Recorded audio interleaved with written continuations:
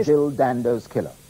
On Wednesday, it will be 100 days since the gunman walked up to the television presenter and shot her dead on her own doorstep.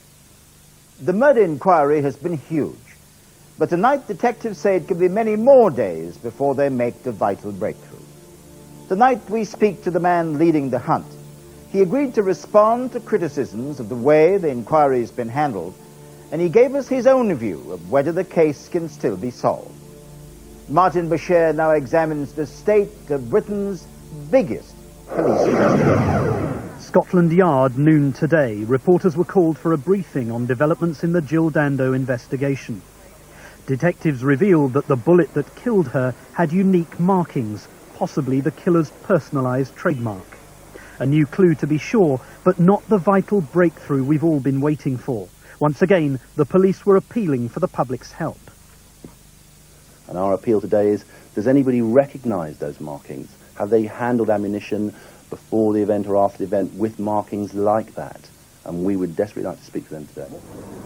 Jill Dando met her killer on the doorstep of the terraced house where she lived in this quiet street in a fashionable district of Fulham. April the 26th, when Jill Dando was killed, now seems a very long time ago. A discarded murder weapon is being scoured by police. Detectives say they're not ruling out any line of inquiry, though the possibility... When Britain's favourite television presenter was gunned down in broad daylight, there was an enormous swathe of public shock and anger. Why would anyone want to kill Jill Dando? On day one, Detective Chief Inspector Hamish Campbell was given the task of finding and bringing her killer to justice. We don't know the person who killed Jill Dando at this time, and we're still trying to establish a clear motive as to why she was killed. And our main inquiry focuses on determining the motive. Once we establish the motive, we'll be able to move forward more rapidly as to who the suspect or suspects are.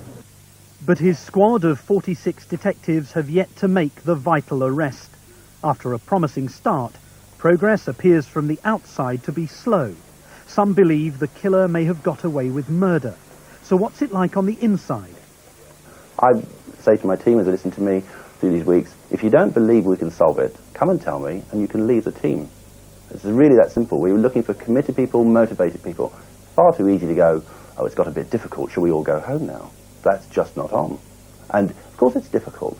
It's very difficult, but that doesn't therefore mean impossible. Hamish Campbell is 42 years old and has spent half his life in the CID, earning 3 commendations. Earlier this year, he was made a Detective Chief Inspector and a Senior Investigating Officer. He now finds himself with unprecedented resources to solve the murder. As well as the dedicated police officers, he has 7 civilian support staff, forensic experts, and can call upon the security services. This murder took no more than 5 seconds to complete, and there were no eyewitnesses. Still, the early signs were promising. People in the area came forward with vivid descriptions of men seen nearby. There were sightings of a blue Range Rover cruising in the area and then speeding off. Forensics identified the weapon as a 9mm handgun. But despite these early leads, the vital breakthrough eluded police. And now, still without an arrest, there's a question. Could more have been done in the hunt for Jill Dando's killer? John Stalker is one of the country's most respected former police officers. He spent 30 years investigating serious crime. Police officers, understandably, are normally twitchy about public criticism. But John Stalker believes some aspects of the investigation could have been handled differently. My heart is still with the police force. It always was. But the only way for an organisation to make progress is sometimes to listen to people who understand what goes on within the organisation, but it is in a position to say something from outside it. But it's all done with good intent.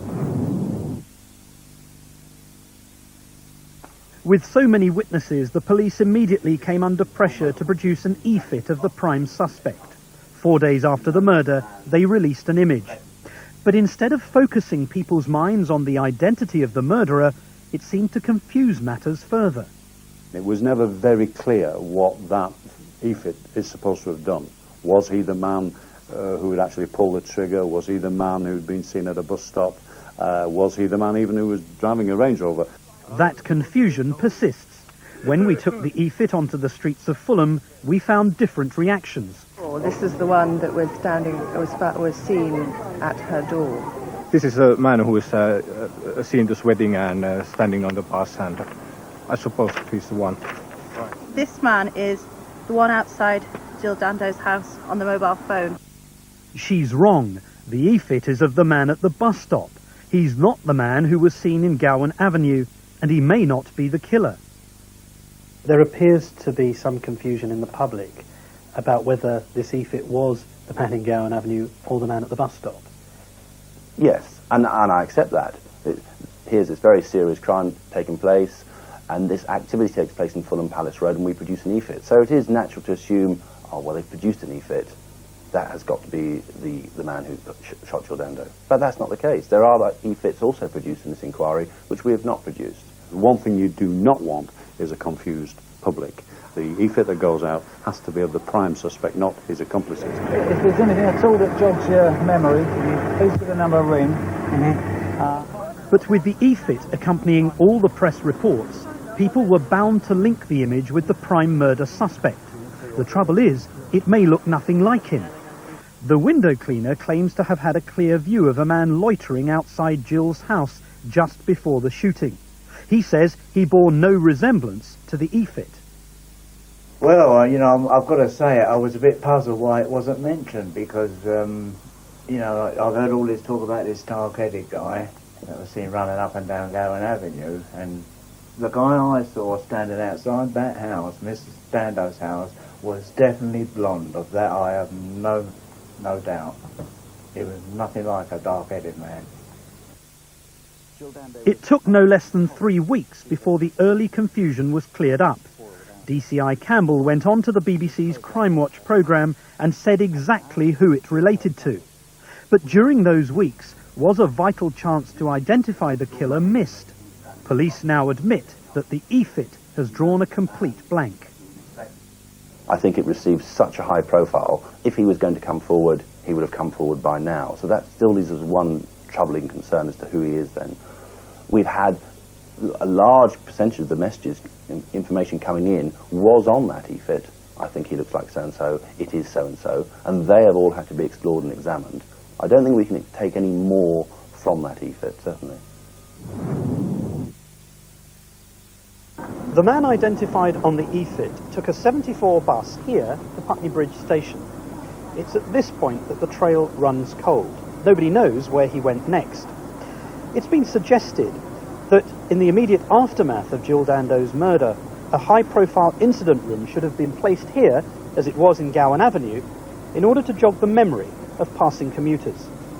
I would expect the police to blitz that area very quickly after the event, whilst memories were still fresh.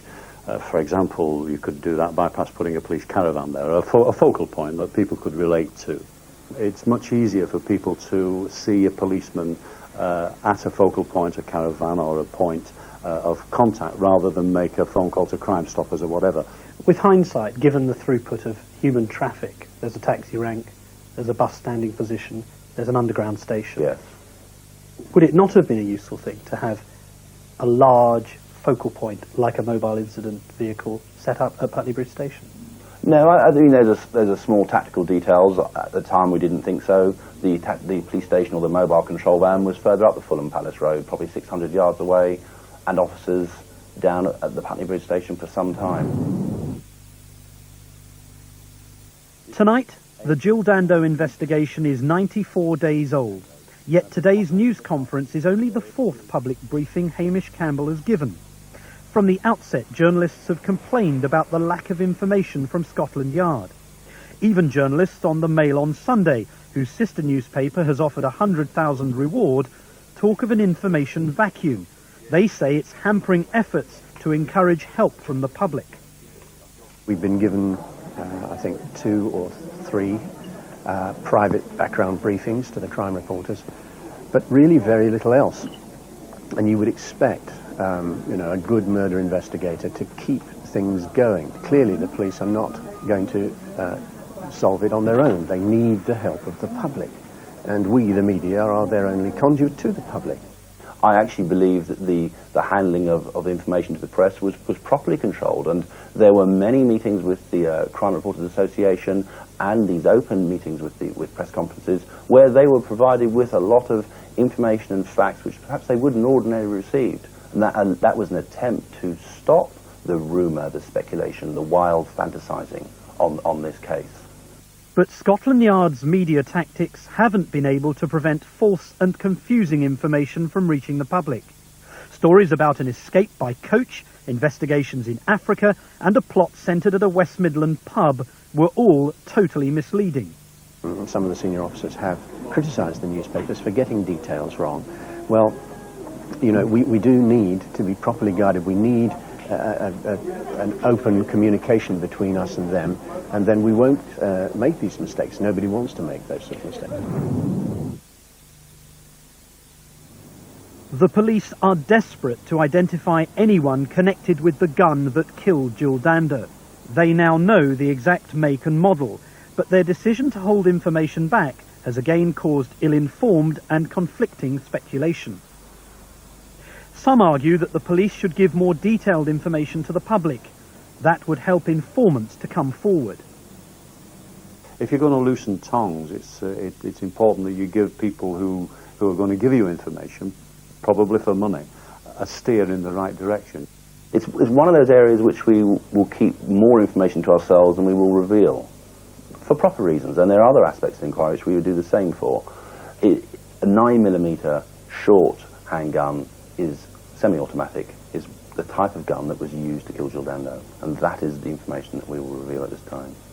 This Easter weekend, we've all become aware of the humanitarian crisis facing the Balkans. As these refugees have been... Jill Dando was murdered at the height of the recent Kosovan crisis. A television appeal on behalf of refugees and a threatening letter before the shooting led many to speculate that the killing was ordered by the Serbs. Hamish Campbell says no line of inquiry is ruled out, but the Serb theory is now looking less probable. Jill Dando was shot, the Kosovan crisis was still occurring, immediately without any knowledge that she was killed by a Serbian. But let's look at that. We have no intelligence that Jill Dando's death was the responsibility of the Serbs or the Kosovans or anybody else. Let's look at the logic of murders and the facts of murders in history. Let's look at and analyse the statistics. It's unlikely to have been Serbian, but not impossible. The investigation is now left with two main lines of inquiry. Was Jill murdered by an organised hit squad, or was she killed by a deranged fan? Hamish Campbell has now called in a criminal psychologist to draw up a profile that might help identify a possible lone obsessive. At the same time, the numerous sightings and manner of Jill's execution mean that the killing could be the result of a professional contract. Tonight, 46 full-time investigators are working on this case based here at Kensington Police Station. Much is bound to be made of the passing of 100 days since Jill Dando was shot. End up with having the right result. So will all these reshuffled new faces deliver, to coin Tony Blair's phrase, a better service? For that to happen... 6 distinctive marks never seen before in Britain or abroad. Here's ITN's Shuli Ghosh. Detectives investigating Jill Dando's murder say the killer may well have left his signature at the scene of the crime. Scotland Yard are hoping this new evidence will provide a breakthrough. Jill Dando was shot dead on the doorstep of her London home nearly 100 days ago. And it's the brass casing from the bullet recovered near her body which could hold the clue to the killer's identity. The casing, similar to this one, has been marked in a way ammunition experts say is unique, perhaps the gunman's trademark. There are a series of 6 tiny tappings round the top of the cartridge which have had the effect of crimping or holding the bullet in place. And our appeal today is, does anybody recognise those markings? Have they handled ammunition before the event or after the event with markings like that? Police have studied hours of CCTV taken from the day of Miss Dando's death. 900 witness statements have been taken and an e-fit of a suspect released. Yet so far the police seem no closer to solving the crime.